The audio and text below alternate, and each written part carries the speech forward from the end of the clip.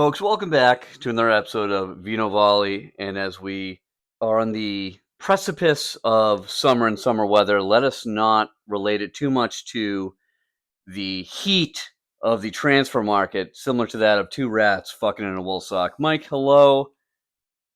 I have to come clean. As I've matured in my age, I think I came to the very quick realization this past week I might be spreading myself too thin. You're just finally coming to that realization? After I pretty much broke a wooden spoon while stirring a pot of pasta when one of my kids came up and was like, "Daddy, what's for dinner?" I'm like, "Son of a bitch!" And I think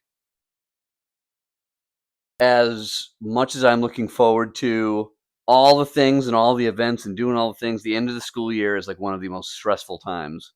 But the question is, what has to go? Nothing. I'm just stating that I'm recognizing it. So you recognize that you've spread yourself too thin, but you aren't going to take any action. You're simply going to acknowledge the fact that you're Recognize. Yes. Because knowing is half the battle. Yeah, but like you still gotta G.I. Joe. Soccer season is winding down. Yep. We are in the semifinals of the President's Cup. We have our semifinal game Monday evening. Okay. Home or away? Home. We've been home through the playoffs. Oh, nice. We rattled off a 6-0 absolute throttling this past Monday. And who's the semifinal against? Holliston, who we played last season twice and beat them both times. So, okay. But you still got to play who's in front of you. Yeah, of course. Anyway, soccer is winding down. Yes. Last game of the season, Saturday, and then the sub-separate tournament. School is almost over. Yes. I've also taken on the challenge of doing 2 grad courses, which aren't very demanding on me as they're asynchronous. I can do them whenever I want. I could be doing one right now. I'm not. You have my full undivided attention. I appreciate it. I have also come to the realization. A lot of realizations. This is the Ryan Rebecki. A lot of come to Jesus. This is the Ryan Rebecki truth moment. Okay. I might have gone a little overboard with my research in the last 2 episodes. I will not apologize. Nor should you. But I realize I asked my son, who listens to all the episodes. I said, "Ryder, did you enjoy? Did you learn about something?" He's like, "Yeah, Dad. No, it was like I learned stuff, but you did talk for 27 minutes about cleats." And I said, "You didn't even time it when it started. That number is incorrect, but I love you." Mike, more importantly, as I deflect from my own feelings, how are you? Prayer hands. I'm good. First, I don't want to. So I've always agreed you take on too much. I think the awareness, yes, as you said, is good. Eventually, though, something's gonna have to give. It's for your own well-being. Yeah, no, it's only gonna get worse this fall. Yeah, I know. Yeah, and the other part is, we're almost 2 years into this, and we're still learning stuff. Yeah, we know that I'm the research guy. You're the research guy. You're just you're the surprise. I never know. 2 rats fucking didn't see that coming. Listen, and I should, but still, I never know what's going to come out of your mouth. Sometimes it's exciting. Sometimes it's gross. Sometimes it has to be edited out. But you know what? That is true. I love that love that for you. Yes. I love that for us. It's a good dynamic. It sure is. Yeah, you just went too. You got to strike a balance with the knowledge. Yeah, it's the sweet with the salty, the acidity with savory. Right, just like in the wines we drink, you can't have too much of one thing because it overpowers everything else. That is true. Now back to me. I'm also terrified. Oh, okay. Yes. Took the boys for ice cream this afternoon. Oh. Followed it up with a nice pasta dish tonight. Yeah. A little tomato, a little garlic, chili. Tuna, arugula. Tuna. You got to put anchovies in there for the savory. I am a ticking time bomb. But again, I'm sorry. How have you been? I've been. How have I been? Let me reflect. I haven't been doing as much reflection, so I'll do it right now. Yes. Real quick. Yes. I'm okay. You're good. Okay. I have had a little bit of frustration on the golf course where I'm waking up 6 a.m. Sunday mornings, especially last round. I driving range. I was just like dialed, Feeling it. dialed, and You were cooking, as the kids say. yes, as the kids say, and it did not translate to the course. I let my partner down, two partners, because I was in two different matches. Thankfully, we ended up getting second place. We wouldn't have touched first place, but it was just a very frustrating day. Other than that, though, I feel pretty good. I mean, it's just like it's one of those things. Like I love summer weather, but it comes with there's just so much going on. Like I finally got the pool. Pool's good to go. I feel bad I didn't look at the picture you sent me. Looks tremendous. I haven't seen it in person. Good to go. And so I was kind of like talking with some like coworkers, see if there's a time we can get like families together, have like a pool party cookout. And I was just like, well, every Saturday in We're June setting a record this weekend. Is booked up. Yeah, or it's raining. It is rained every Saturday since March 12th. This would be the 13th weekend in a row that we have received rain. And I'll tell you, it is a swift kick right to the ground. Oh my God, absolute. Just it's awful. Yeah, no, not great for morale. No, and I mean, I just mowed the lawn on Friday, and I feel like it's the longest it's been. So it's just I just look, and it seems like a never-ending list of things to do in the yard on top of just like everything else. But you know what? It could be worse. It could be worse. You know. So all in all, I'm happy, and I'm happy that we're here. I'm happy we're here too. Yeah. So all in all, that's great. Couple like points of order. I mean, it's been well documented on this podcast that I have said PSG were the best team in the Champions League by far. And not only did they win the Champions League, but they actually set a record. They now hold the largest margin of victory in a Champions League final, thrashing Inter 5-0. When you said it early on, when we drew PSG, I remember I think you texted me that like it's not going to be easy. They're sneaky, the second best team in this competition. We shouldn't be playing them. And I'm not like a sports gambler. Yeah. Like I like to like talk about it for the sake of conversation, but like I don't put any money up. I don't have that money. In that moment, I should have put a tremendous amount of money up, knowing after the first leg at the very least, they're like, oh, if they go through Liverpool, they're going to steamroll everybody, which they did. So again, good on them. It was a point to make note because I watched that game and I've never seen a more confident, dominant performance, especially for a team who's never won the Champions League. Like didn't seem like there was angst. Like from the first whistle, it was pure fluidity football. Just it was fun to watch. Yeah. And the fact that the big three, when they had the big three there, they didn't do shit. Well, I think they didn't win it yet. Like you have like a scrappy group of players who there are stars on that. Kvaratskhelia no slouch. Dembele's no slouch. Dude's built like a brick shithouse. Yeah. Oh yeah. Just like low center of gravity. Like 5.5 feet tall, 4.5 feet wide. Yeah. I think obviously they have a tremendous amount of money, so they can still buy a lot of like good players. No more of the days where you can build a team around one superstar because just the way the game is played, it's that total football where everybody has to be more or less on the same level for you to be able to compete. So that's why, your Messi's, Neymar's, like these guys where, all right, well, these are our big money signings and we're going to kind of do a splattering here or there. It just doesn't work anymore. Mm-hmm. It doesn't translate to the modern game. So I think they great coach and a great team and well-deserved win. The other one. Berets off to them. Berets off. And then, well, that was, I would say the other side, and I don't get it, is there were over 500 something people arrested in Paris during the celebration after they won. Like a couple people died because like they were just cornholing each other with baguettes.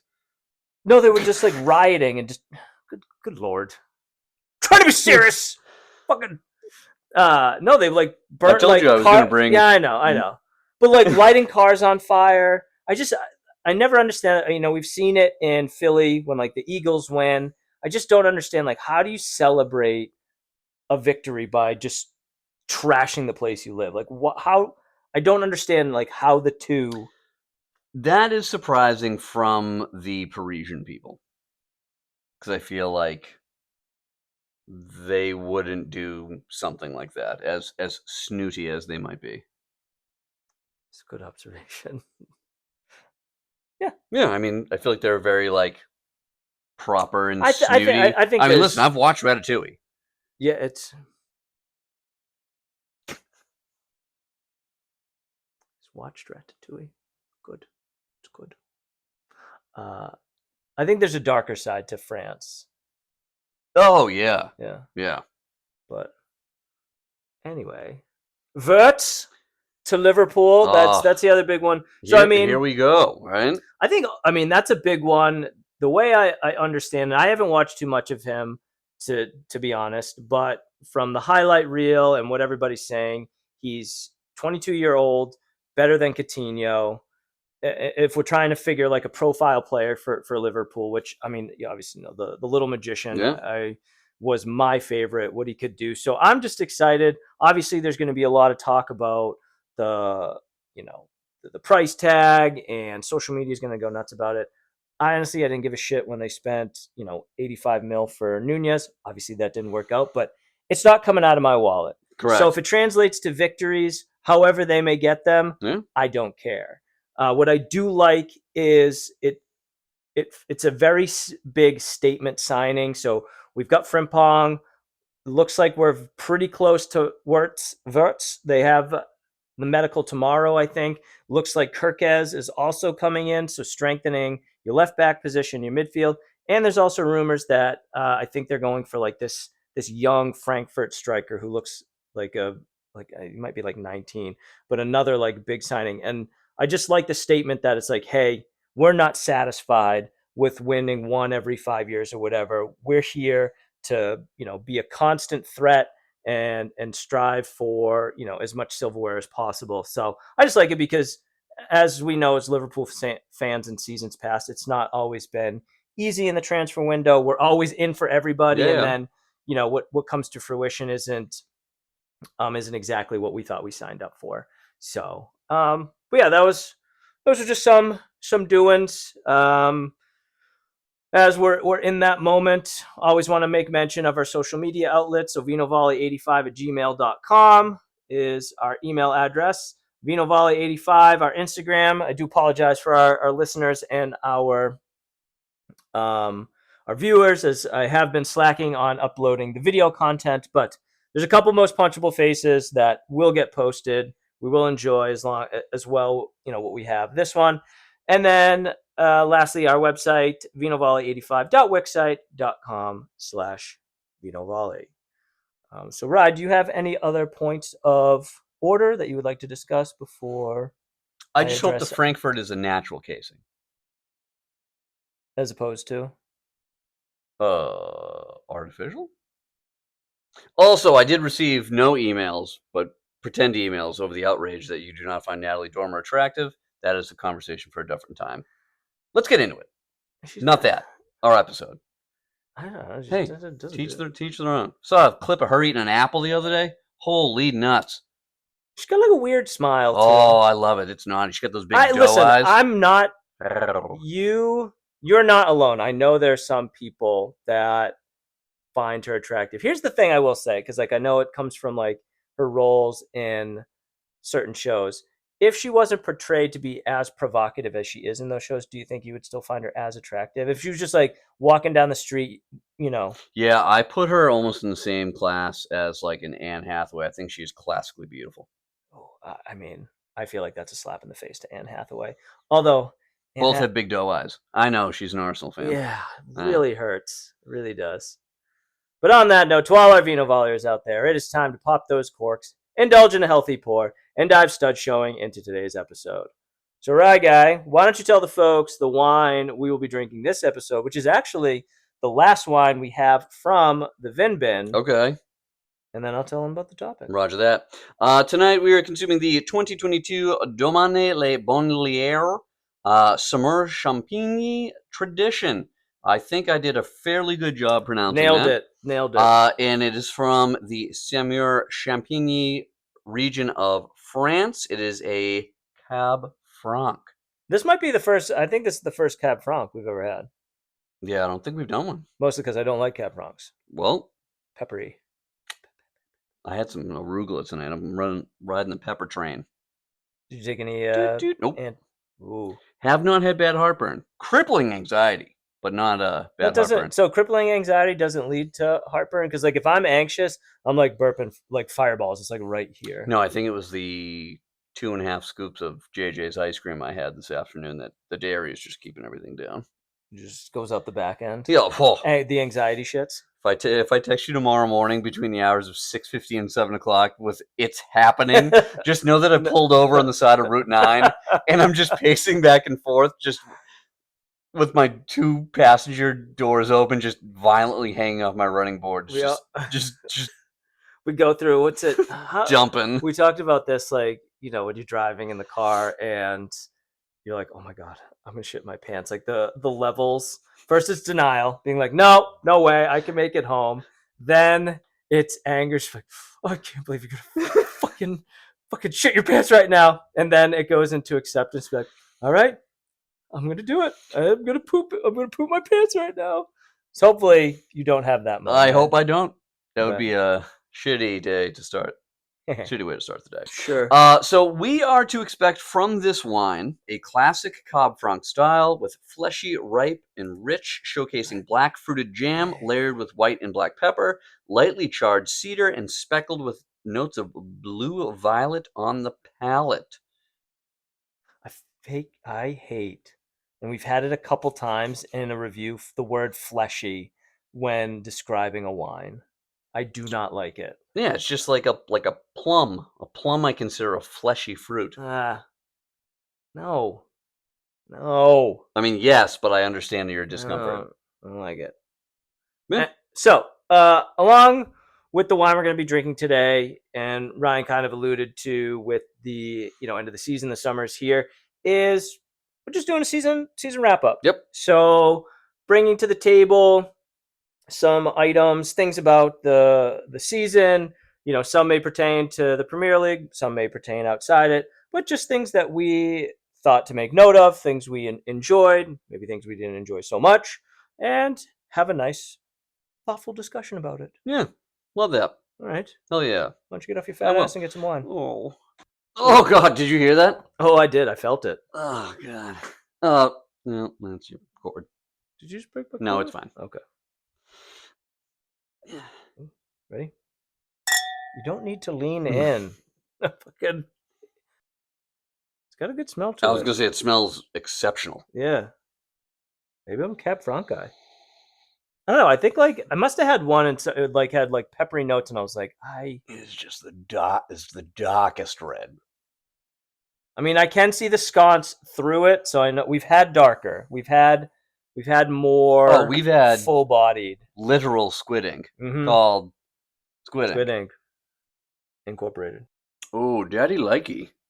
I don't know why, but the first inclination that come to my mind is like, I feel like I want to drink this in the winter. It's like a cold weather wine.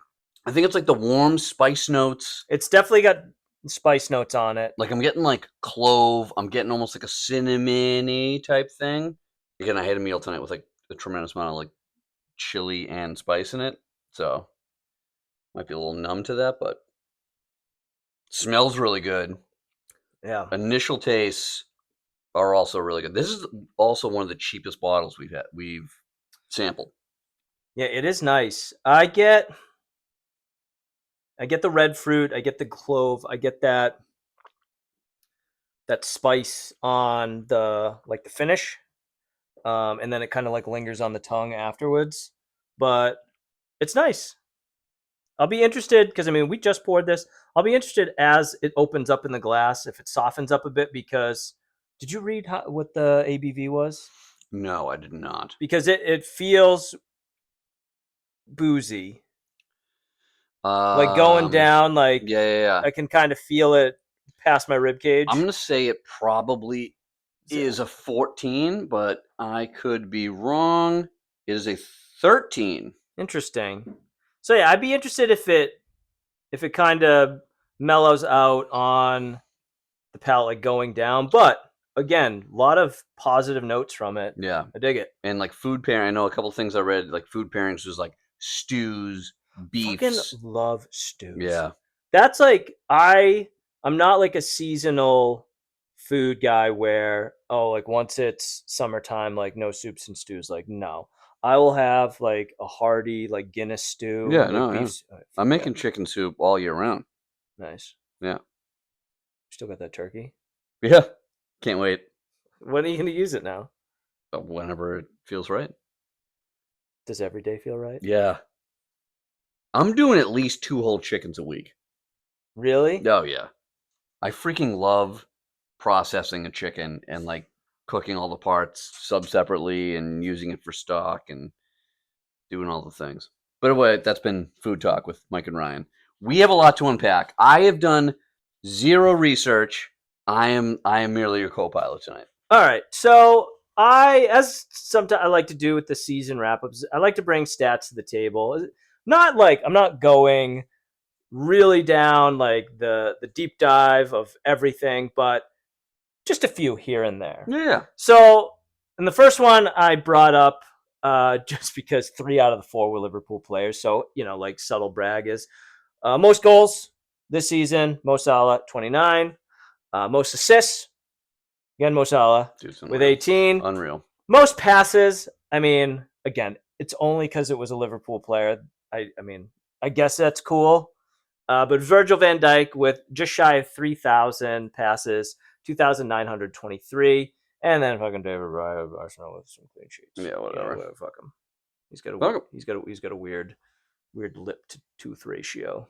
But yeah, it was David Raya, 13 clean sheets. But Arsenal trophyless with 13 clean sheets. So all the good it did you. Yeah. And then some funny ones, and mostly was because last year we knew going in who was going to be the winner. But by a mile. Yeah. So this one was who hit the woodwork the most. Okay. And there were 4 players that were tied for hitting the woodwork the most. Obviously, last year it was Darwin Nunez who I think dwarfed this number. The time is 6 times. I think he was at least 36. No, he was 9, but that was just in the Premier League. Like Jesus. he obviously had some in the Europa. So it was Nicholas Jackson, Yeah. Kudus, Palmer, and Mo Salah again. I mean, imagine those go in. We're talking so 35 goals. So hit the woodwork is 6, but then the next one I had was big chances missed. Again, also I think we had that because of Nunez. Yeah. But Ollie Watkins was the first with 27, and Salah was second with 24. So again, 29 goals. And I'm assuming hitting the woodwork is considered, I don't know if that directly translates to a big chance missed because but still, even if you include it, that's 18 more opportunities where he either like barely missed or potentially 30. Yeah. Holy. Yeah. And then another one I found was who got dispossessed the most. And the first one was Mohamed Kudus. Actually, the first and second were 2 West Ham players, which I found interesting. I'm sure it translated to their trouble because they're the 2 top guys.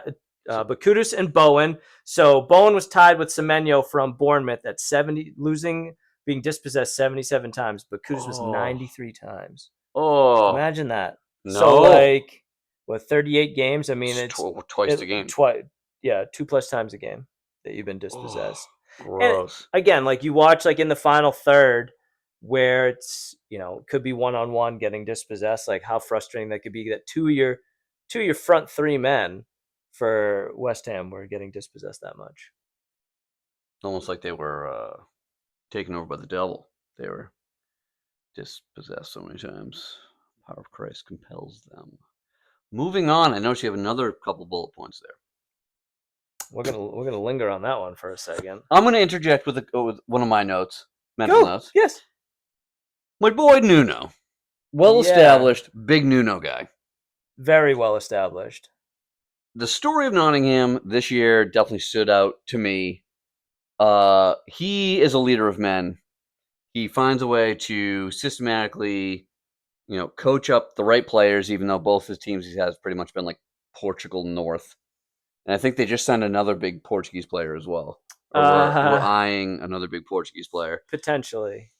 And I feel like the dude just knows how to coach the game.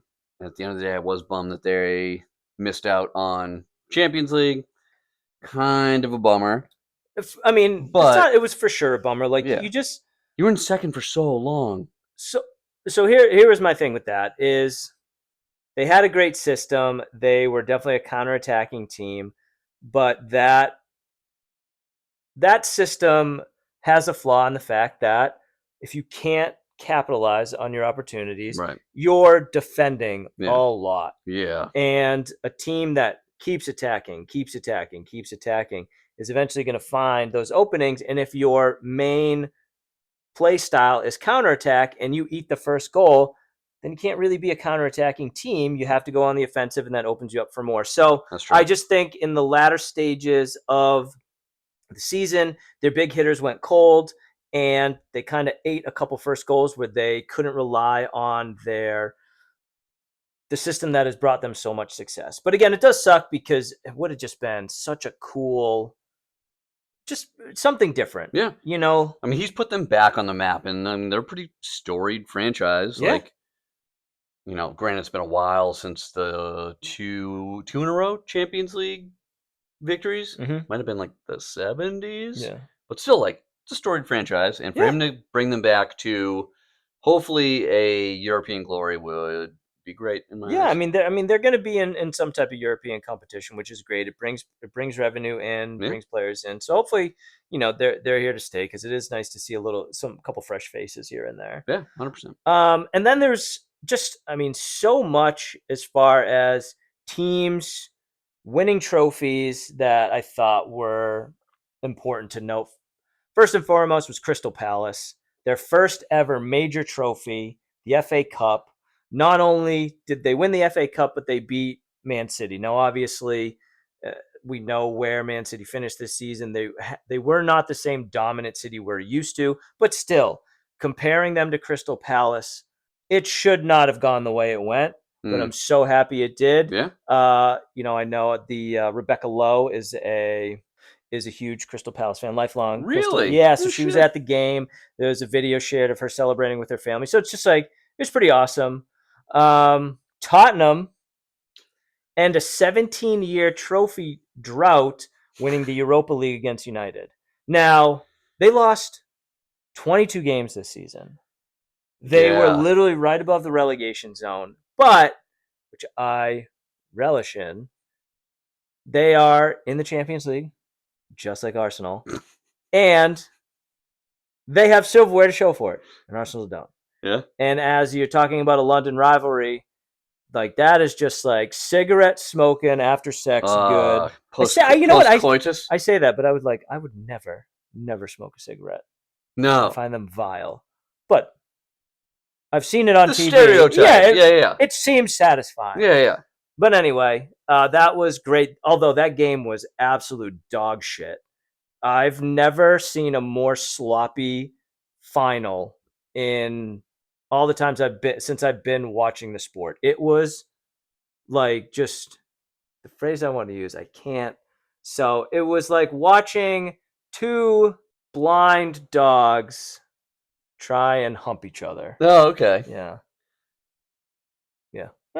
Mostly rely on scent. Well, they get you close. But you gotta dial in. Yeah. So it was bad. Anyway. Newcastle, again, came at our own expense, but first major trophy in 72 years, beating Liverpool, Carabao Cup. There's nothing that can be said other than they deserved it. They wanted it. They fought hard for it, and I think we we were a little heavy in the legs. Hopefully, Alexander Isak took the time afterwards to eat more than like a sprig of lettuce and a fucking cherry tomato. He doesn't. He can have those stems, those twigs, all he wants because he flies. I just want to make sure he's well. Oh, he's well. He's well. Very thin. Yeah. Very thin. I worry. Do you? Not about as about Nuno. Just want to make sure he's okay. You want to write an email to Nuno? Just no. Like, hey, Just you know, what's going I'm a guy who Yeah. spreads himself pretty thin, but if you ever need to talk, like, or shoulder to lean on, Everything good? I mean, you look great. I'm in your corner. Just, just want to make sure everything's good. Thinking about you. You really are. Losing to Newcastle, I think the only thing that softened the blow was the fact that Liverpool did become the most successful English club after securing their 20th league title, surpassing Manchester United. Now, some will say that Manchester United are still the biggest club as far as clout. Who can say? But it is definitively by the trophy case. The numbers. The numbers. It's a sheer numbers game. And Liverpool are the most successful club. So those were some like notes of stats and big moments in the season. And then a couple others that I just found amusing or hard, I just enjoyed. First one, Jamie Vardy. Leicester playing Tottenham. Again, this is early in the season. And started trolling the Spurs fans. So good. Just holding up, like pointing to the Premier League badge, holding up the one finger, and then pointing to them zero, obviously noting that Leicester have more Premier League titles than Spurs. Again, obviously the flip side of that coin is him announcing that he is leaving Leicester. We don't have a landing spot yet. There hasn't been a whole lot of chatter. No, there haven't. So supposedly Leeds, a couple of the teams coming up are seeing if they can persuade him. And I think his big thing is he still feels like he has what it takes to compete in the Premier League. I don't think he wants to go through a race in the championship to come back up as he is, I think like 38 or something like that. So hopefully we'll get a little more Jamie Vardy. I think it will sting a little bit not seeing him with the Foxes, but good for the game. It's good for the game. So, so the good and bad of obviously Jamie Vardy. Go ahead. Can I? Oh, of course. Yeah. One that definitely stings a little bit, but was a memorable moment of the season was the last second tying goal at Goodison. That what's his face? Tarkowski. Just absolutely what an just roofed it at 1,000,000 miles an hour at a game that like we came back. Holy shit. Yeah. I can't believe it. Just like cough it up. What? Less than 5 minutes? It might have been less than 3 minutes. It was 6 minutes into additional time. Yeah. Which again, it's still a tie, but it felt like a loss. A moral loss. For sure.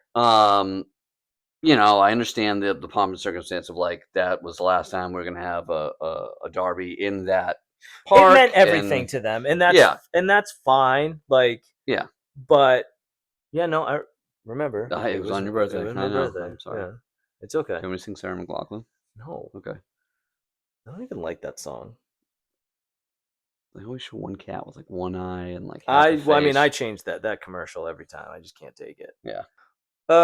What else do I have? Oh, I thought this was great, and it's not too often that on home and away we get the better of Pep Guardiola. Mm-hmm. But again, we talk about the struggles that City had this season, but again, playing at Anfield, down. I think at that point it was 2-0 to Liverpool.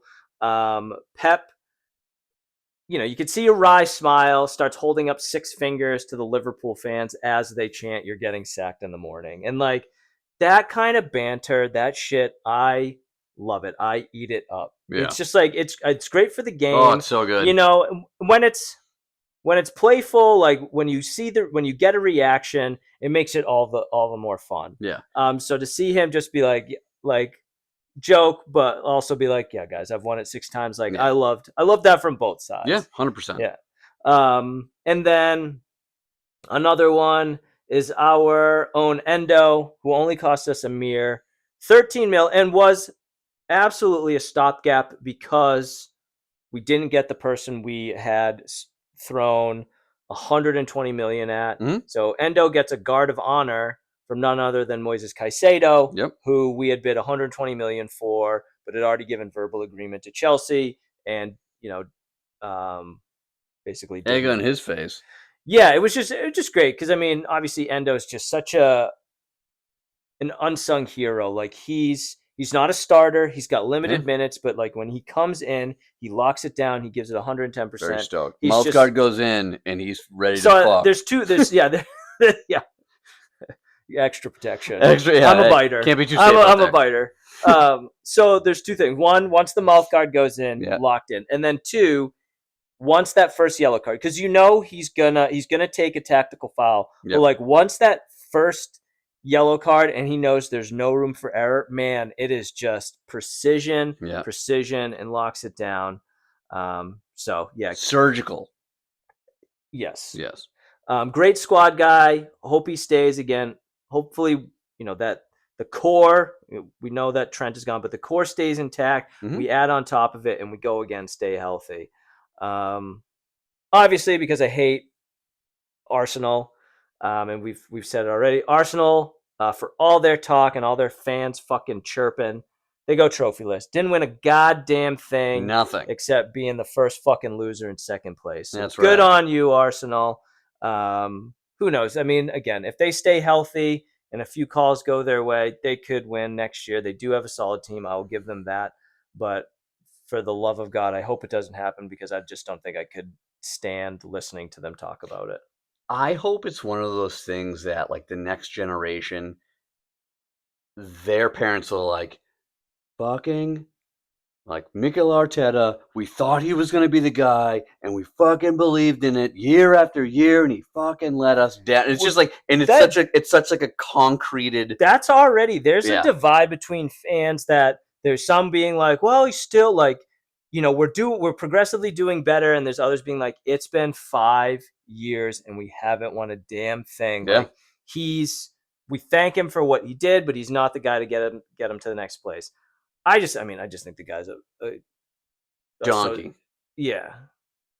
And a sociopath. Yes, 100%. Yeah. Well established. And then lastly, unless you have any small to interject, one that you know we love, a true underdog story. Yep. You know, we love our Lutons.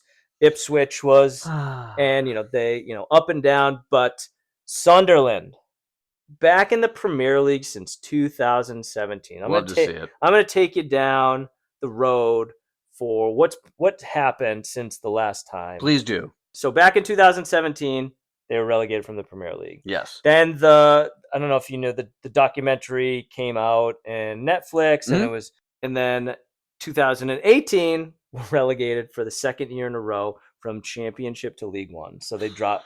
Imagine that, like going, because like usually, you know, sometimes you see, you know, you go down, bounce up, but to be relegated, like you were in the dance, and now you're going two down. Yep. Yeah. So then between 2018 and 2021, they lost the playoff twice. They were up in the, like, you know, the playoff spot to return to the championship, and 2 times lost the playoff. In the 2021-22 season, they won promotion back to the championship. In 2022-23, they finished in 18th, just above the relegation line. So just missed being relegated back to League One. And then this season, 2024-25, they secured the 4th place spot and won all the playoff games, that tournament, to become the 3rd team to be promoted to the Premier League. Huzzah! Now, I watched that game, and I will say, obviously, you know, the Premier League is the creme de la creme. It's the top. So where did you even watch that? I'm assuming on your computer. And did your banking information get hacked? No, it was it was either ESPN Plus or no shit. Paramount had it. Okay.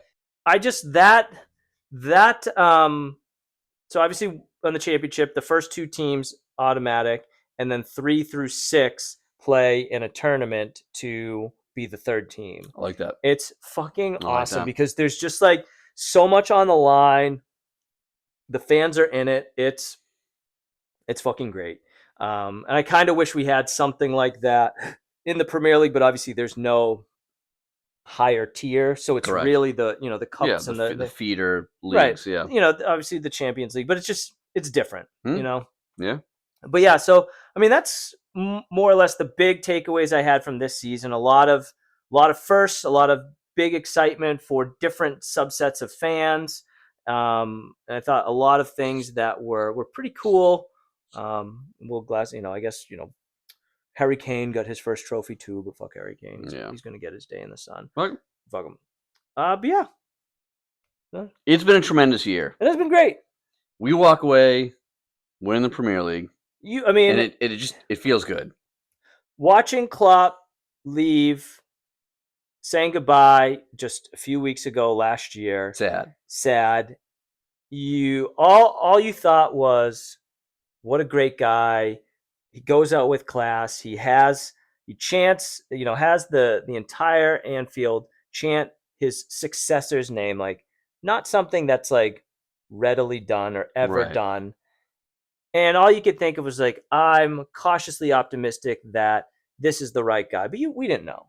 So yes, over the moon with our 20th Premier League in quite dominant fashion, and hoping for more success to come under Arne Slot. But with that, why don't we circle back to this wine, see if it's opened up a little bit, if our thoughts have changed, and then we will get into Una cara que necesita un puñetazo. So I've been like consistently sipping it. As opposed to inconsistently? No, as in like glog, let it sit. I've just kind of been like a steady drip. This might be like a sneaky punch above its weight bottle for me. Okay. I do remember in the last episode when we first laid eyes on the bottle, it looks much more elegant than the price entails. Like it's a heavy glass bottle. Yep. I already can figure out like a bunch of dishes that I would want to drink this with. So I'm thinking this is going to be definitely a rebound score from last episode. Yeah, I mean, I will say I was going in with low expectations, but it is pleasantly surprised me. I'm not over the moon, but I like it. All right, so now we are on to Una cara que necesita un puñetazo. And the team up for this episode was Rayo Vallecano. And let me tell you, there were no shortage of faces that I wanted to punch. And yes, I will be superficial. It was purely on looks. And I went this was just like, I always go. Yeah. From the website. Oh, yeah. There was I had a 5-a-side team of faces that I wanted to punch. This is going to sound awful. Sure. So we looked at their roster. It might have been after last episode. Yes. And I think both of us were in agreement that, and this is going to sound terrible, it was the homeliest group of soccer players we might have ever seen. Yeah. And like these are professional athletes in tremendous shape, and it was just like they hit all the branches on the ugly tree on the way down. Yeah. Like it was just like a qualification you had to be some sort of odd and Jesus Christ. Dude, it just each one. So I will say there's one funny thing. When I first went to the website, sometimes the website has like they'll translate, like you can translate the website to English. Yeah. In this case, I did Google Translate. Yeah. And so, like, some of the people I picked was because I was like, what kind of fucking name is this? And then I realized it was just the literal translation from Google Translate. It's not, like, how it would sound. So that will play into some of my picks. But I have 5 that I could potentially use. So, Jesus. One. Okay. Start it off. So the first. Oh, my God. Yeah, hold on. So the first one. Oh, my God. I'm going to go with is... and I have the English translation, which again was, stop, was camel, and I was just like, are you kidding? So I'm like, this has got to be maybe it's like a last name or a nickname, and I was like, this guy's fucking name is camel. Is camel? And it's like It's gonna be like camel. cameo. But it's the English translation is camel. So I picked him. He does have like just like the wispiest, just It's a purposely bad mustache, it's just like a 70s porn star mustache. which I'm a little disappointed you didn't mention that I shaved mine off. I mean, I noticed it. It's a tragic story. There was a lot going on I didn't want to ask. No, it's So okay. did you try and trim it up and just like you got the sides wrong? No, I was cooking pizza in the pizza oven for my family, and Did you light your mustache on fire? and it was on like a windy day, and I had 750-degree air come back through the oven, and I singed my eyelashes, They turn all my white. eyebrows, and I'm just like, I was like, oh, that's not good, and I freaking roasted my mustache, and then of course I'm like trying to clean it up. I'm like, okay, I think I can save it, and I'm like doing things. I put the wrong guard on and just fucking took it right down. So I mean, you still look good with Thanks, the beard, man. but it'll grow back. But I did that once with a cigar, relighting it, and it was too too close. short, and when it just like went over, and I was like, "Ooh!" And like I didn't think anything of it, and so I think it was at a party at Justin's, and his buddy Andrew was just like, "Dude, what the fuck did you do to your face?" And I was like, "What are you talking about?" He was like, "The ends of your hairs are all white," and I was like, "What?" And like a corner of it was just all turned up and white. I was Oh like, yeah. "Ah, god damn it!" So I've been there. I feel you on that one. Okay. But he's yeah. not like a. I mean, the mustache isn't great. The mustache isn't great, but it was more that I thought his name was Camel. Yeah, he's got the but creepy it's, caterpillar. I mean, it sounds much better in oh my god. in Spanish. I'll do my honorable mention, and then I will go to my true heart of hearts picks. So my first pick is, and my honorable mention is their goalie, Gardenas. And I said he looks like, first of all, we talk about, this is your official team photo. Now, I've seen other pictures of this guy, and he doesn't look half as douchey. He looks like the Spanish Wolverine. Okay? Oh, okay. So, you know, like, I was gonna say he almost looks like a SoCal well, yeah, like surfer douche with Right. like the weird flip of the but hair. just but the angle that he took the picture, it's got like the wings of like Wolverine. Yes, and I so see then I was that. like, oh, what's Wolverine in Spanish? And it's glutton. Glutton. Which again translates to glutton in English. And Makes this sense. is because the scientific name of the Wolverine is gulo gulo. Love it. Where gulo comes from the Latin word for glutton. We're learning. Where again, I love this. This is your best work. The glutton is a reflection of the animal's reputation as a voracious eater. Yes, that is correct. So, but again, his picture is just so bad. Very bad. You know, and I just, again, as someone who, one, I don't have the ability to have different hairstyles, it pains me to see it used in such a poor manner, especially when you also know this is your official fucking team photo. Yeah. Like, it's not like, you know, marketing or whatever came in, took the picture, and was just like, nailed it, don't need to do another one. Like, they show you the camera, and you were just like, sí, bueno, muy no, guapo. mal. So that was my honorable mention, but my pick of picks is midfielder, dude, midfielder Johnny Montiel, and wait, is that the guy above? No, this guy right here. Oh, who's the one above? Oh, that's Pacha. Oh god, and I did that because one, Pacha is from my favorite, The Emperor's New Groove. But yeah, again, just terrible. Like, it looks like he's got like a side rat tail, but I think it's just the way. No, we'll circle back to him. Yeah, but no, Johnny Montiel is a midfielder, and I picked 9 photos. Oh so my god! I will point to 1. He was 2, 1, 3, 4, 5, 6, 7, 8, 9, because they all look the fucking same, and he's got this dumbfounded who farted look. And like, when I was looking at this picture, I was like, what am I seeing here? And it is 100% if Diego Jota and Cole Palmer had a brain dead love child.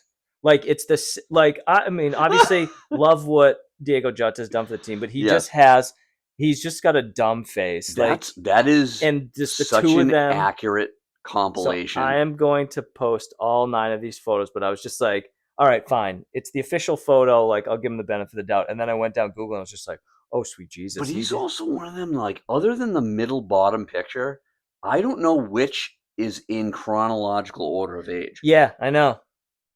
He's Did he also have like a weird sweep, kind of like emo type thing going on at one point, or no? Is that somebody else? Well, I mean, I don't know, but I Okay. mean, it's the same. Like, I don't know.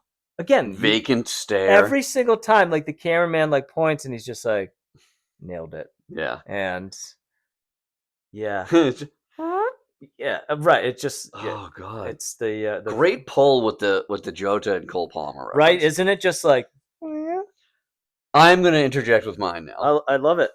I chose young Marco de las Diaz Lopez. Now, I just had to refocus my eyes and see that he is 19 years old, which is going to play into my bit that he looks like an undercover cop at like a skate park trying to commandeer like 21 Jump Street. yeah, like contraband and dressing like a 19-year-old, but he is indeed 19 years old. Jesus. Like, there's some wear on those tires. there's a lot of miles on whatever is happening here. He also has the biggest fucking neck. Big neck. Good God. Yeah. There's Like, if there wasn't that little bit of shadow, yeah. he's got no chin. His just neck goes to his ears. And as a self-proclaimed like hair guy, yeah. Great hair. thank you. The long like Raggedy Ann pipe curl thing is like a good look on probably less than 5% of people who try to pull it off. And this dude is not one of them. Like, I get it. If you got it, flaunt it, but like, Nah. you could have gone a million different ways with this, None none of which led you down this path. No. So, literally, young Marco de las Cias Lopez is my pick. Hope he doesn't, thrash the gnar too hard down at the local skate park as he's trying to figure out who's got like the weed pens. That is my pick. Great. All right. Those are some solid picks. And now that we got that out of the way, Please.